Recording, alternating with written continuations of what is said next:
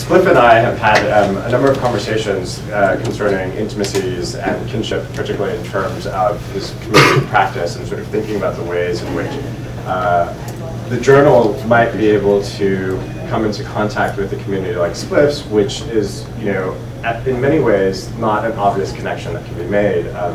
And so we've had some really interesting conversations around the concept of intimacy, sort of emerging from Michael Warner's article, Sex in Public, and thinking about the ways in which the work that Spliff and Disgraceland Family produce is really challenging, both in terms of how one might contextualize it, how we might provide a discourse for it. And so I've invited Spliff to speak for Disgraceland Family and share with us some of the nuances of his practice and the community's dynamic.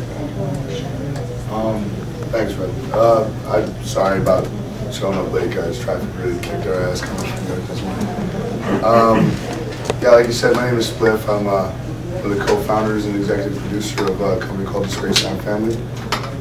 And pretty much our purpose in me and Rodney and come to in being here was we wanted to kind of give you guys an insight into what Disgraceland is as far as a family structure in a modern day perspective of what family structure actually means. Not so much, the mom, dad, 2 kids, and a dog, but more of a real life survivalist kind of a family scenario. And we try and interpret that by our performance.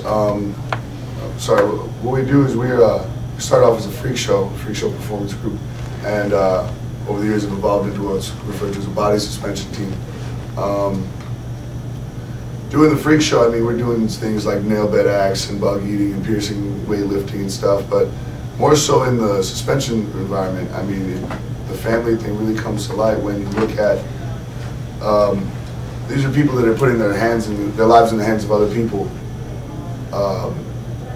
in front of a public audience. And what's going on is we're literally putting hooks into each other. We're literally putting each other's lives on the line, getting lifted up in the air, doing all sorts of aerialism and acrobats.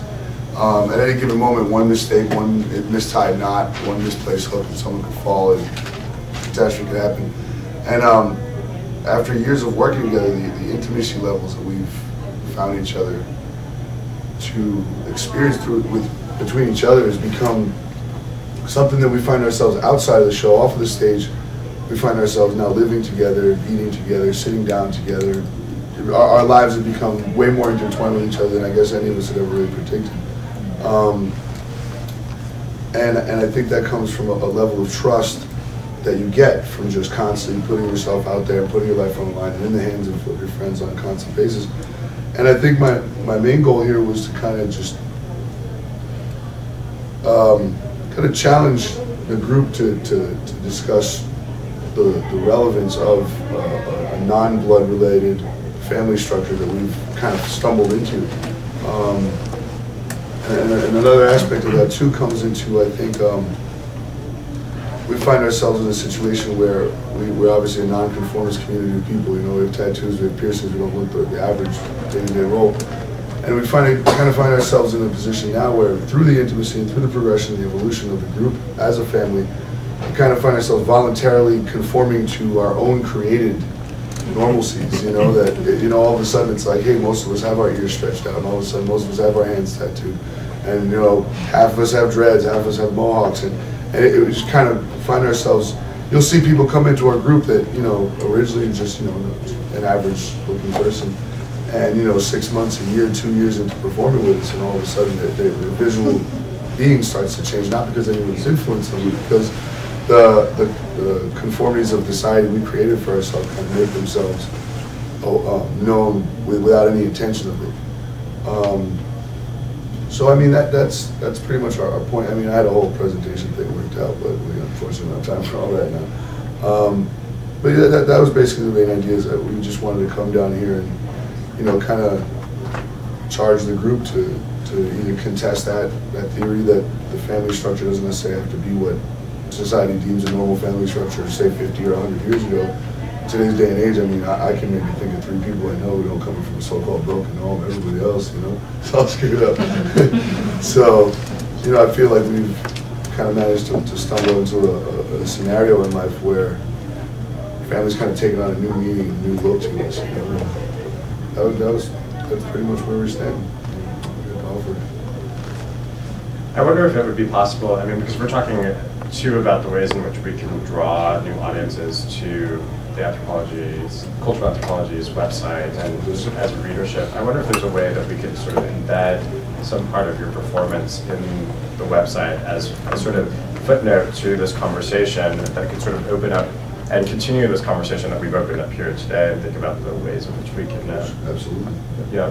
Yeah, and I think it's the sort of thing where the suspense community in America right now is humongous, thousands of people, more than anybody ever saw it to be 10 years ago when it first started, you know? And I think there's a lot of very heavily intellectual people in the suspense community that would be super influential in a conversation like that in a bit, just given the opportunity to stand on that forum and say that piece. I think a lot of really good things could come from it, because Disgrace on Family is one perspective.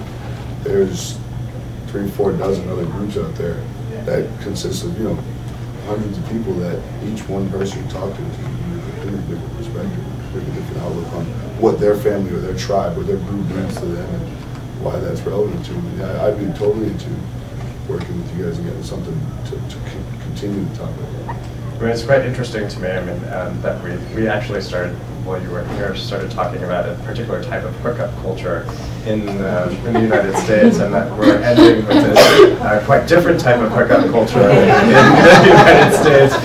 This perhaps, but we are at the end of our time for this room, but I really would like to sort of encourage